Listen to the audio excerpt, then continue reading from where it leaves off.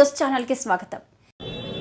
ఇవాళ పెంచిన కరెంట్ ఛార్జీలు తగ్గించాలని డిమాండ్ చేస్తూ వామపక్ష పార్టీల ఆధ్వర్యంలో అసెంబ్లీ సమావేశాలు జరుగుతున్న సందర్భంగా ఇక్కడ నిరసన కార్యక్రమాన్ని చేపట్టడం జరిగింది. మరి గతంలో చంద్రబాబు నాయుడు గారు అధికారానికి రాకముందు చాలా స్పష్టంగా చెప్పడం జరిగింది. వారు అధికారంలోకి వస్తే రాష్ట్రంలో కరెంట్ ఛార్జీలు పెంచబోమని, పైగా వీలైతే తగ్గిస్తామని చెప్పి కూడా చాలా క్లియర్గా ఆయన చెప్పడం జరిగింది. కానీ ఇవాళ ఇప్పటికే 6,072 కోట్ల రూపాయల భారాన్ని ప్రజలపై, విద్యుత్ వినియోగదారులపైన మోపారు. రేపు డిసెంబర్ నెల నుండి వసూలు చేయబోతా ఉన్నారు. అదేవిధంగా మరో 11,820 కోట్ల రూపాయలు ఛార్జీలు పెంచడానికి ఇవాళ అభ్యంతరాలు తెలియజేయమని చెప్పి ఎలక్ట్రిసిటీ రెగ్యులేటరీ కమిషన్ వారు కోరారు. వామపక్ష పార్టీల తరఫున, అదేవిధంగా రాష్ట్రంలో ఉన్న ప్రజా సంఘాలు, వర్తక వాణిజ్య సంఘాలు అందరం కూడా ఇప్పటికే అభ్యంతరాలు కూడా తెలియజేయడం జరిగింది. పైగా నిన్న మంత్రి గారు అసెంబ్లీలో చెప్తా ఉన్నారు, స్మార్ట్ మీటర్లు మేము పంప్ సెట్లకు పెట్టాము అని.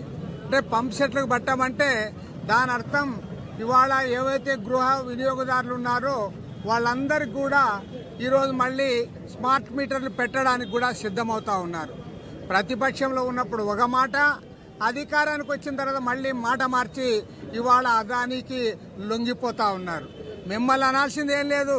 మీ నాయకుడు అక్కడ నరేంద్ర మోడీ గారే అదానితో కుమ్మక్కై, లాలూచిబడి, సరెండర్ అయి టోటల్గా దేశాన్ని దోచిపెడతా ఉంటే, ఇవాళ రాష్ట్రంలో గతంలో జగన్మోహన్ రెడ్డి ప్రభుత్వం ఉన్నా, ఇవాళ చంద్రబాబు నాయుడు ప్రభుత్వం ఉన్నా, ఇద్దరు కూడా సిగ్గు లేకుండా వారికి లాలూచిపడతా ఉన్నారు, లొంగిపోతా ఉన్నారు. కాబట్టి 1,000 కోట్ల రూపాయల భారాన్ని ప్రజలపైన మోపడానికి ఇవాళ స్మార్ట్ మీటర్లు పెట్టబోతా ఉన్నారు. కాబట్టి స్పష్టంగా చెప్తా ఉన్నాం.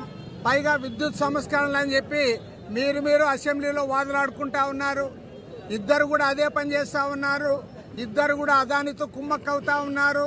దాని పర్యవసానంగా ఇవాళ స్మార్ట్ మీటర్లు పెట్టి 1,000 కోట్ల రూపాయల భారాన్ని విద్యుత్ వినియోగదారులపైన మోపారు. పైగా ఇవాళ తెలుగుదేశం పార్టీ చెప్తున్నదేమంటే ఇదంతా జగన్మోహన్ రెడ్డి గారి పాపము, 2022-23 ఆ సందర్భంలో వచ్చాయి కాబట్టి వాళ్ళ మీరు శాపమేది అంటున్నారు. నేను అడుగుతా ఉన్నా, ఎవరికి శాపమైంది? ప్రజలకు శాపమైంది. నిజమే, ఇవాళ మీరు చెప్పింది ఏంటి? మీరు ఎన్నికల ముందు అన్నీ తెలిసి ఉండి కూడా మేము అధికారం లేకొస్తే ఛార్జీలు పెంచమన్నారు. కాబట్టి ఛార్జీల పెంపుదలను ఉపసంహరించుకోవాలి.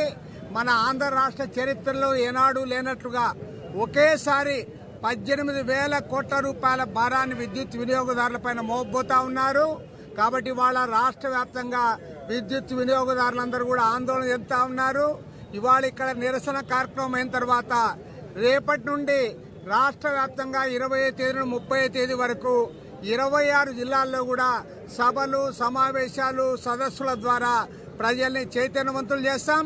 డిసెంబర్ నెలలో పోరాటాన్ని రాష్ట్ర వ్యాప్తంగా మరింత ఉధృతం చేస్తాం. పెంచిన కరెంటు ఛార్జీలు తగ్గించేంత వరకు కూడా మా పోరాటాన్ని కొనసాగిస్తామని ప్రభుత్వాన్ని హెచ్చరిస్తా ఉన్నాం.